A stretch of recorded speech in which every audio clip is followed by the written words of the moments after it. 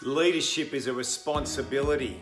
Here I am in my beautiful home in the Gold Coast here in Australia, and I've been with my beautiful wife Debbie 35 years, 32 years married. The only way we've been able to stay together, having run successful businesses together, launching Leadership Dynamics in 2003, is really identifying the strengths of our role. And the reason why I'm sharing this is that you need to do the same thing in business. I know this magazine article is focusing on the leadership of men, the masculinity of men. But I just want to touch on the importance of identifying what your strengths are in your own personal relationship. How do you grow those strengths as a man? How do you grow those strengths as a woman? There is no doubt that women are as good at leadership as what men are, and it's very important I make that clear.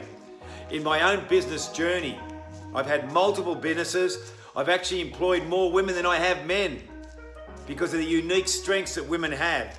But there is a time when a man really does have some strengths that a woman doesn't have. And I want to encourage you, if you're a male looking at this video right now, look at your masculinity. Look at the strengths you have as a male.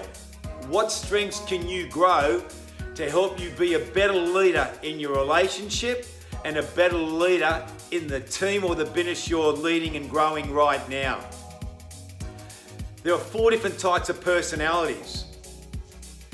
The personality strengths and the personality weaknesses that exist with all of us will determine the type of leadership style that we're able to implement and execute upon in business. In my own life, for the last 28 years, I've identified particular masculine strengths that I believed I've needed to grow. That, for example, my wife Debbie didn't have. She's got different strengths to what I've got, and I've grown these strengths to try and create a little bit of success in my life. When I work with my Leadership Dynamics clients, some of them are couples in business. Some of them are males that are leading females, more females than men in teams. And we need to learn as a male to communicate differently to women to how we communicate with men. And that's a really big topic that I'm talking about. To develop a winning team culture, you grow the heart and spirit, to grow trust, to grow mental toughness, to grow positive energy. When we communicate with men, we need to communicate that message completely different to build that culture to how we communicate with women. We receive information differently as males. And I've learned over 35 years of being in business what works for me and what doesn't work for me in relation to how I receive information and how I communicate information to both men and women.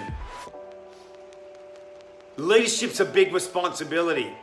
One of those major responsibilities is identifying what our strengths are that we can bring into teams, bring into those businesses that we're growing, and to effectively lead our people so that they want to follow us and not that they have to follow us because of our unique male strengths. We are different to women. Men are different to women. I'm talking to men here. There comes a point in our life as a male, the masculinity part of our subconscious and our heart and spirit, that we need to stand up and lead. What I've also found is that people want to be led. I've tried to lead my family and lead my wife with some of the masculine strengths that I've grown, and I've tried to do the same thing in business with the female clients that I have and the ladies I surround myself with in business, in addition to the male clients and male leaders I surround myself with. There's no right or wrong answer to this. It's about self-awareness, growing our strengths, being aware of what our masculine weaknesses are, and utilizing our strengths to empower men and empower women to want to follow us. If I was to ask you this question, what are 3 personality strengths you need to grow as a male so that you can become a more effective leader, so that people want to follow you? How would you answer that question?